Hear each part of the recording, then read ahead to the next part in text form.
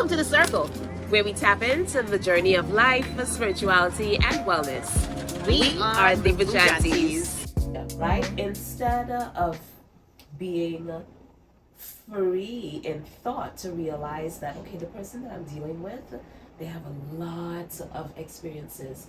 We don't look at each other talk about it. as we have a very glacial outlook of what human beings are. Mm-hmm. We don't do that. We don't take the time to recognize the 360s. We don't take the time to recognize the three-dimensionality of human beings. That's what I'm. Yes, and I don't even want to put a number on it because there's so many dimensions, and some of us, if I want to take it real deep, going into past lives and everything that we bring in, and how do you exist without it being a deep? Exactly. It's like, how do you deal with someone on a surface level when there are so many journeys we probably went through to actually sit here? So the impossible nature of that is you don't deal.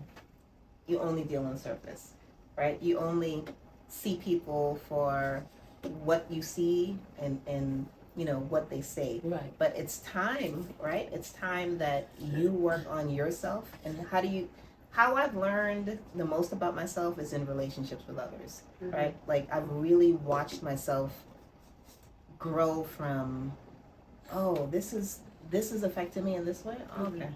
Oh, I've affected this person in this way. Right. Okay. And really looking and going, it's either it worked well or it didn't work well. Right. And if it didn't work well, my definition of that is that if it hurt, it doesn't mean that it didn't work well. Right. Right. It just means like, here's some place for me to learn how to deal. So I think of my 20-year-old self who was in a relationship, and I was in a full polygamous relationship, right? And 20?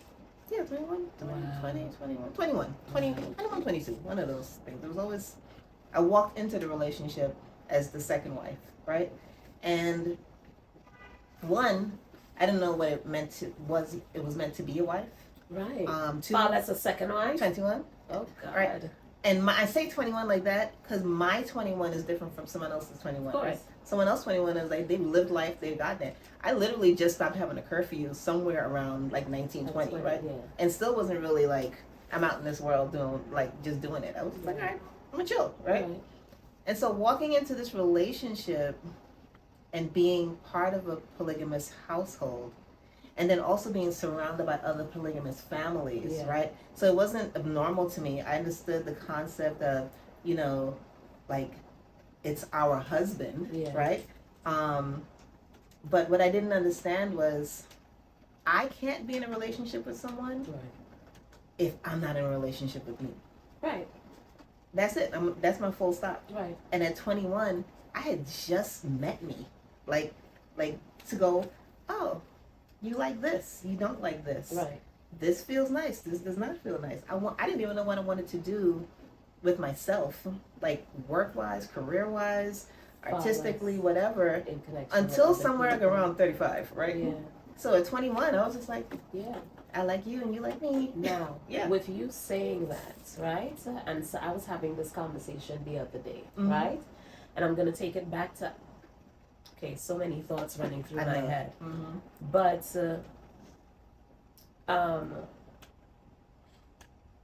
one of the things about voices, it's so important to establish your voice. You know why? Your voice is not only something that needs to be heard. Your voice is also there for you to ask questions.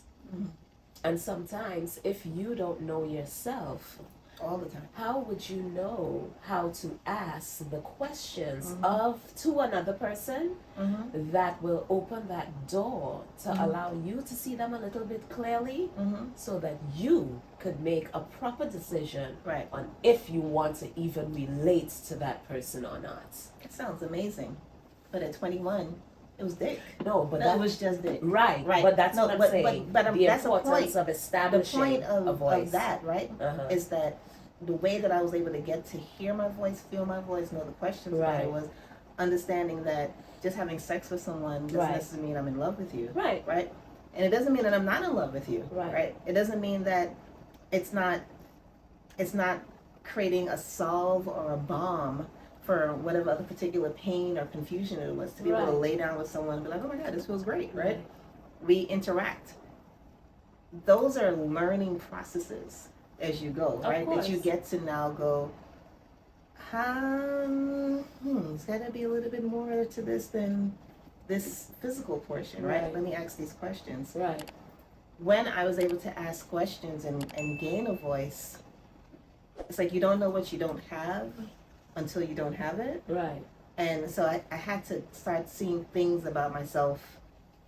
It didn't leave, it just slipped away. Like my confidence was slipping just a little bit. Right. You know, my reasoning, like parts where you go, this didn't feel right. I don't like, why? Okay, I'm walking away from this feeling this way, but why?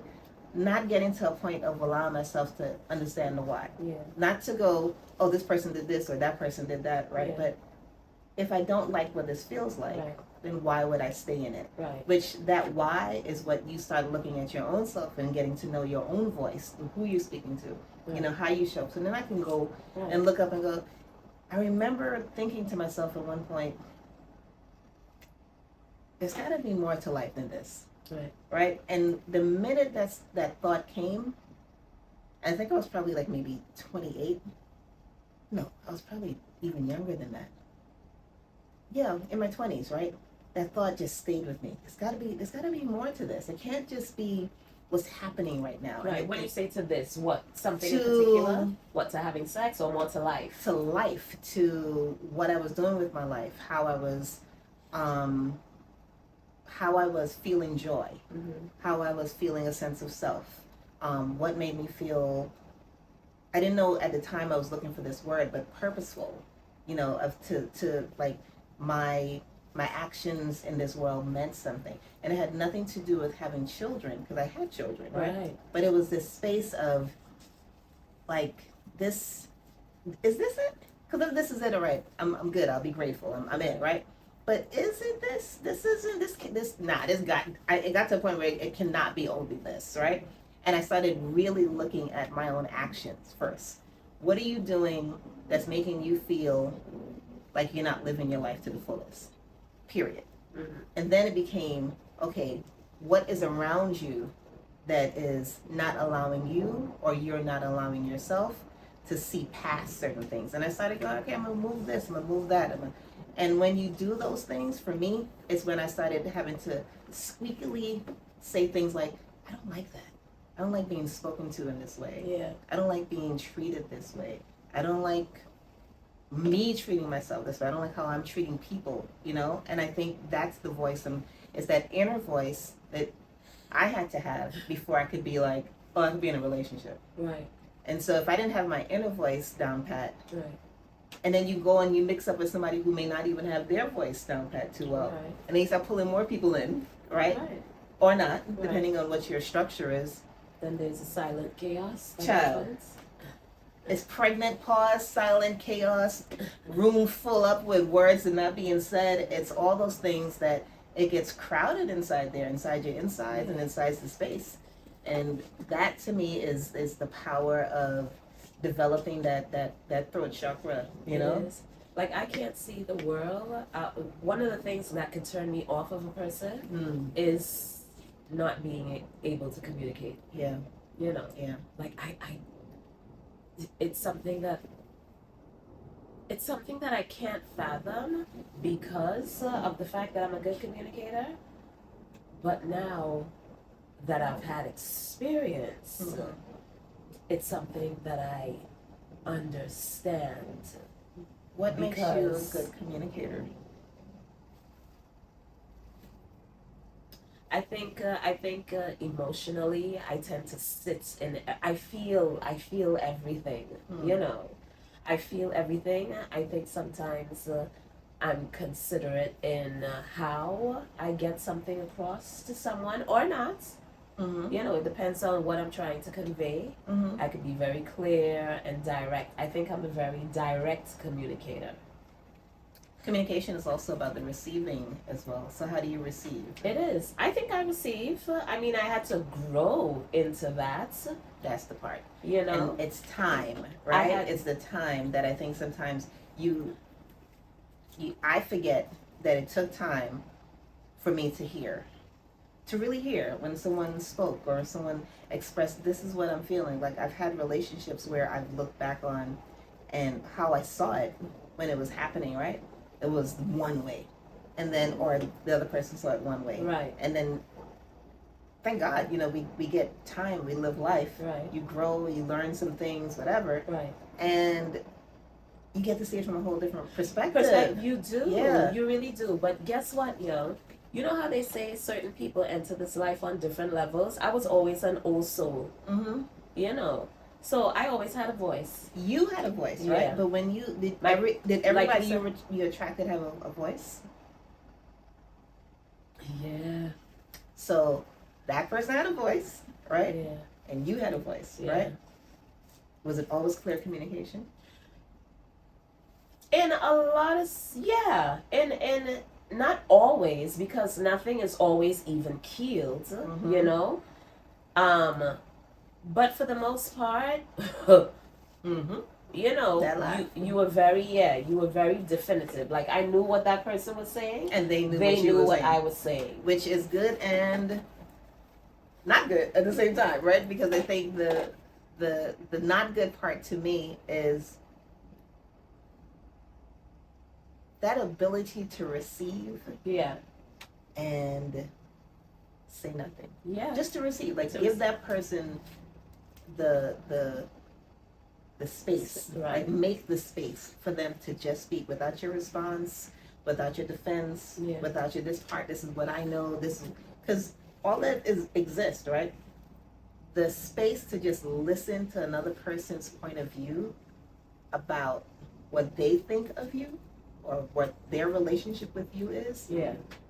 That's a learned behavior that I didn't come into this world with, and nor did I get examples of that, right? I'm a card carrying graduate of, I'm gonna pass you like an exam. I ain't saying nothing. We living in a house. We're not talking to each other until we talking to each other again. And then it's all love and great whatever. Yeah. But until then, it's just silence. We come home from school. I'm like, oh, y'all not talking, huh? Yeah. Okay, right? And so I've lived a life trying to unlearn those things, right? And not allowing silence to become a weapon. Right. Right? Because we can use it, you know that. I mean, my tongue would fall out my mouth in dust before, at least that's what my mother was teaching me. Like, the way that she knows how to just silence it. Yeah. And even my last relationship is like that silence. Because I'm not going to argue with you. I'm not going to physically fight you. I'm not going to whatever. But I'm going to take myself away, which is just as violent. Right. It is just as violent. But so, not to cut you, but that's what I've unlearned, and I'm continuing to unlearn, that you don't just have to look at it as an act of violence. Right. Like, there is voice in that silence too. There is much voice in that silence. But guess what? One of the things I've also come to learn, and I learned this from a young age, from looking at adults interact. Mm-hmm. Why is it that every time somebody is in opposition to someone, it's always seems as though, why can't we argue and agree to disagree? From young, I understood that. Because there has to be a winner somewhere. Yeah, and like my point is the right point. Yeah, it's the right point. And that's so wrong. There's no such thing. Why? And I think as I got older, and I realized the wisdom that unlocked in that space of not wanting to be right, the responsibility that came off of me. Yes. To the fact where I was free to okay, I'm gonna be exposed. Expose me. I might like it too much, but whatever. You know what I'm saying?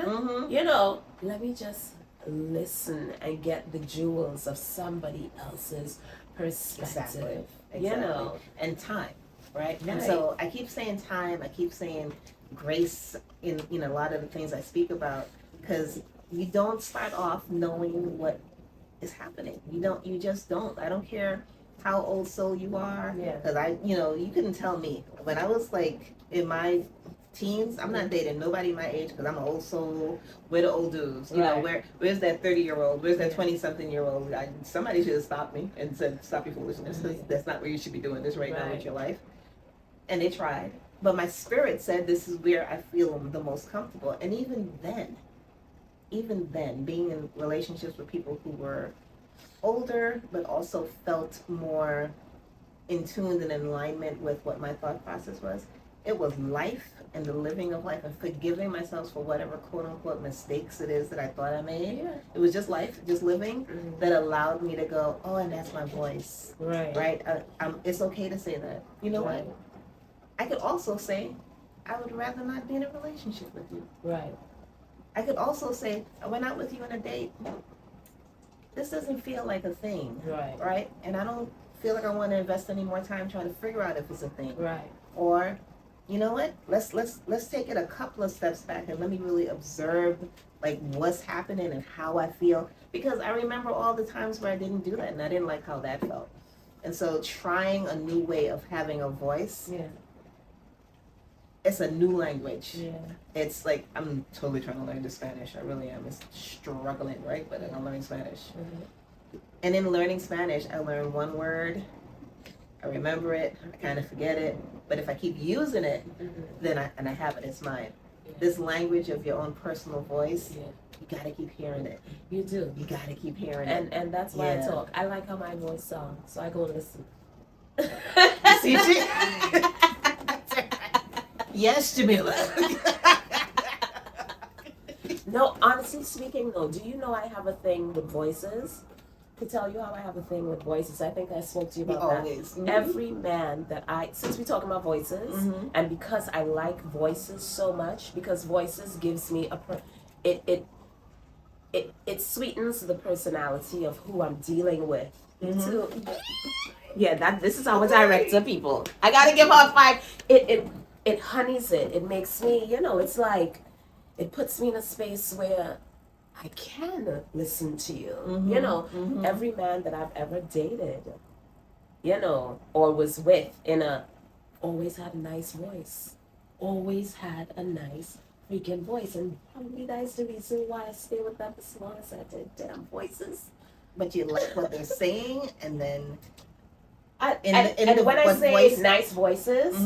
It was also, it's sweet. They were good communicators also. Yeah. It kind of made me want to listen to them even more. To the point where I was a bit submissive. Like, I'll listen to you, Danny. Like, I'm not gonna lie. We're talking about voice. About your voice. I can listen to you all day. Read me bedtime. I'm back. Okay, I'm grounded. Ooh, the smelling tea is good. Okay, all right. This totally reminds me of being in Guyana, and my older cousins. I was always like the youngest cousin, so I'm like, I want to say maybe 10, 11, and my cousins are like 22, 25, 30, they're in relationships. And it'll be Saturday night. We ain't going nowhere. They ain't going nowhere. And they're sitting on the step and they're just talking all sort of shit and laughing. Parts I understand, parts I don't understand. I'm getting things like, close your ears. I'm like, yeah.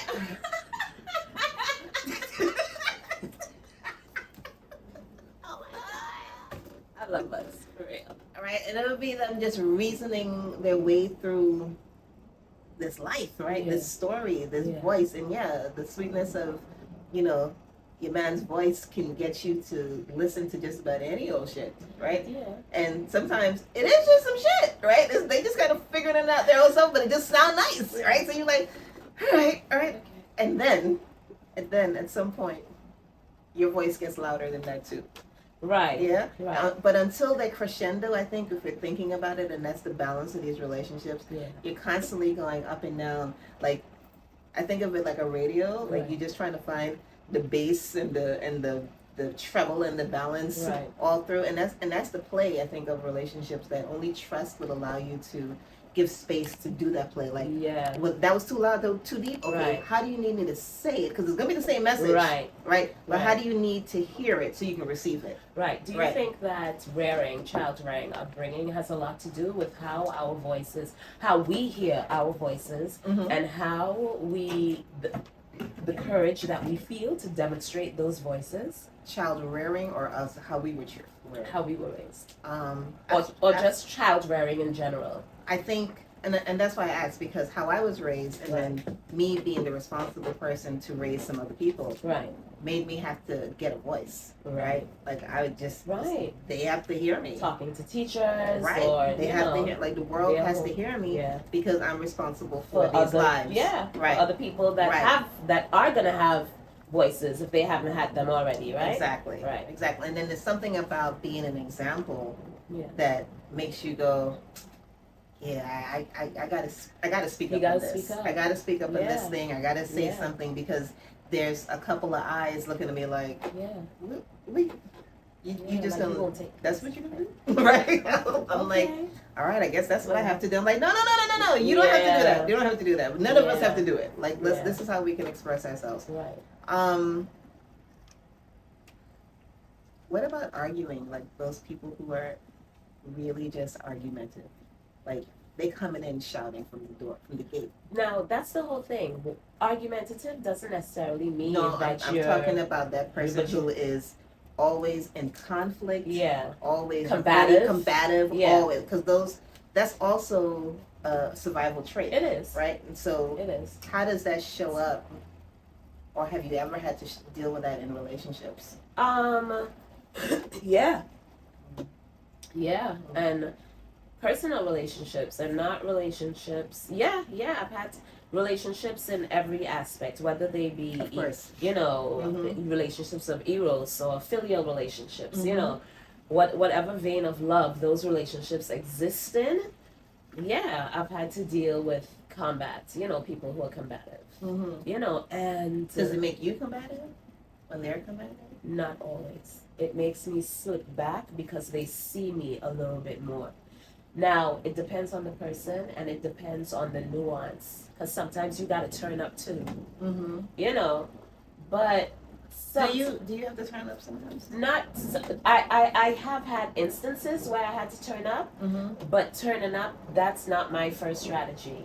I'll fall back and I'll look at you, and it depends on where I am in that medium as far as my emotions.